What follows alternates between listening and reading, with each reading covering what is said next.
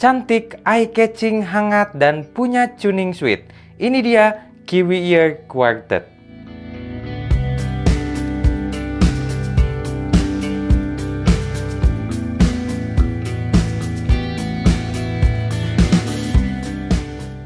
Halo semuanya dan selamat tahun baru 2024. Oke, sebelumnya saya mau ngucapin makasih banyak nih buat Linsol Audio yang udah kirim sampel reviewnya.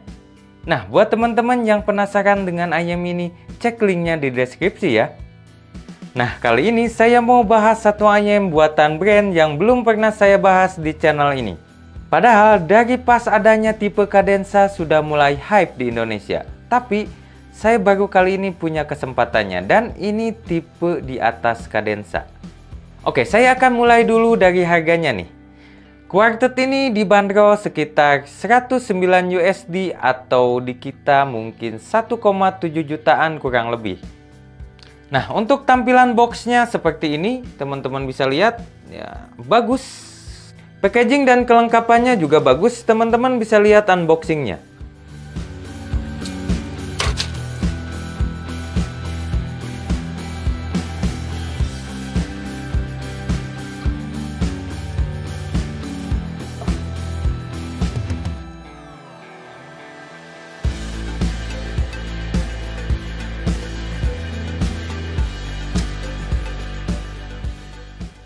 Selain ada sepasang driver, kabel, kitab-kitab, juga ada hardcase dengan kualitas yang baik.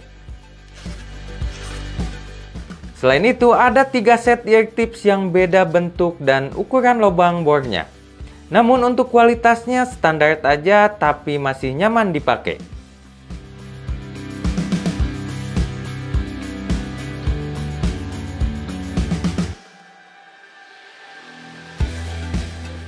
Nah, untuk spesifikasinya Quartet ini dibekali konfigurasi hybrid, yaitu dual dynamic dan dual balance armature. Jadi totalnya ada 4 driver di setiap sisinya. Overall spek drivernya cukup wow, tapi ini tidak menjamin bagus atau tidaknya. Oke, lanjut bahas build quality dan fitting. Nah, Quartet ini punya model yang cantik, warnanya juga eye-catching dengan aksen hitam dan ungu. Namun ukuran housingnya ini agak cukup besar atau agak bulky. Nah, build quality-nya tergolong solid walaupun ini bukan full metal. Bahannya menggunakan full resin yang berkualitas dan dicetak secara 3D. Jadi hasilnya rapi dan cukup solid. Kemudian Quartet ini punya fitur tuning suite yang bisa diubah-ubah menjadi 4 tonal atau 4 karakter suara. Nanti akan saya bahas lebih lanjut di kualitas audio. Untuk kualitas kabelnya secara fisik kelihatan biasa aja. Apalagi ini harganya sekitar 1,7 jutaan yang mau tembus 2 jutaan. Kabelnya kelihatan kurang berkualitas dan agak tipis. Seperti ini. Tapi kabel ini lentur ya, enak digenggam. Dan katanya dalaman kabel ini menggunakan bahan OFC silver plated yang high quality. Oke, lanjut bahas fittingnya. Housingnya memang agak bulky, tapi di telinga saya ini nyaman-nyaman aja. Walaupun memang gak senyaman misalnya SIMGOT EM6L atau IE500, tapi ini masih nyaman untuk dipakai lama-lama, khususnya di telinga saya. Oke, masuk ke kualitas audionya. Seperti biasa saya menggunakan DAP Tempotec V6 dan menggunakan DAC yang mungil ini, yaitu Audirec Atom 3 yang ditandem ke iQ 12. Nah, Quartet ini cukup mudah di drive apalagi di beberapa mode suite-nya, nanti akan saya bahas. Oke, untuk tonalnya overall punya tuning yang cukup bassy, warm, smooth atau halus. Oke, saya akan bahas keempat tuningnya mulai dari keadaan suite-nya off semua atau posisi switch-nya di bawah semua. Nah, di sini terasa cukup balance, ada sedikit boost di bass dan di upper mid-nya.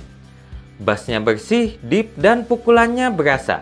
Speednya sedang, bukan yang lambat ataupun yang cepat banget. Dan punya artikulasi bass yang jelas. Kemudian mid-nya agak sedikit mundur. Vokalnya clear tapi bukan tipikal yang tebal. Jadi kerasa agak tipis gitulah. Selain itu minim sibilan dan timbre vokalnya agak sedikit kurang natural. Nah, di bagian upper mid agak sedikit kurang halus, mungkin ini efek di boost.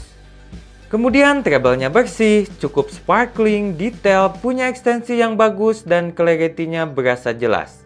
Tapi agak sedikit picky di area 8 kHz. Nah, untuk kemampuan teknikalitasnya tergolong bagus, terutama imaging, layering, dan separasi. Tapi untuk soundstage-nya memang bukan yang luas banget, cukup aja di sini ya. Oke, lanjut ke posisi switch 1 on dan switch 2 off, atau posisi 1 di atas dan 2 masih di bawah. Overall, tonalnya mirip ke yang pertama tadi. Bedanya bassnya terasa lebih di boost lagi, jadi kerasa agak sedikit boomy dan speednya agak sedikit melambat. Tapi gak sampai mengganggu area mid. Kemudian mid dan vokalnya jadi lebih tebal dan timbrenya jadi lebih natural dibanding posisi yang pertama tadi. Plus lebih minim sibilan. Ini bisa saja efek dari upper mid yang agak diturunin. Kemudian treble-nya masih mirip dengan posisi tuning switch off. Bedanya jadi sedikit lebih smooth atau lebih halus di sini. Contohnya seperti bunyi simbal yang lebih bersih dan lebih minim picky. Kemudian secara teknikalitas di sini nggak ada perubahan kecuali depth-nya di sini terasa lebih baik aja. Jadi kesannya punya soundstage yang lebih megah. Selain itu sedikit lebih mudah di drive. Oke, lanjut ke tuningan lainnya yaitu posisi switch 1 off dan posisi switch 2 on atau posisi 1 di bawah dan posisi 2 di atas. Nah, overall tuningnya di posisi ini agak sedikit beda. Bassnya jadi lebih tipis dan upper mid-nya terasa lebih di boost. Efeknya suara vokal jadi lebih tipis tapi posisinya lebih maju, lebih bersih dan lebih baik untuk vokal cewek. Kemudian peak di area 8K juga agak sedikit menurun, jadi lebih minim picky.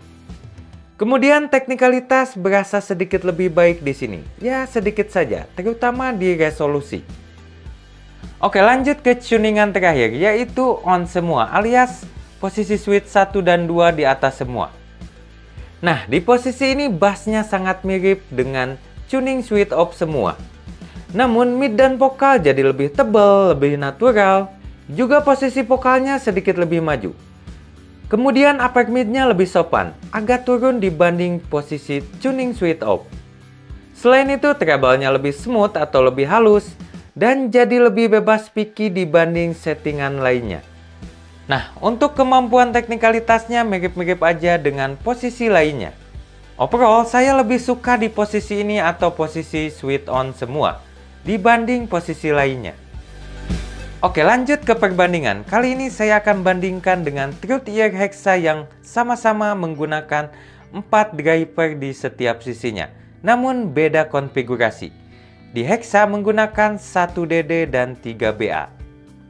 Jadi overall secara build quality keduanya sama-sama bagus, tapi Hexa punya faceplate metal.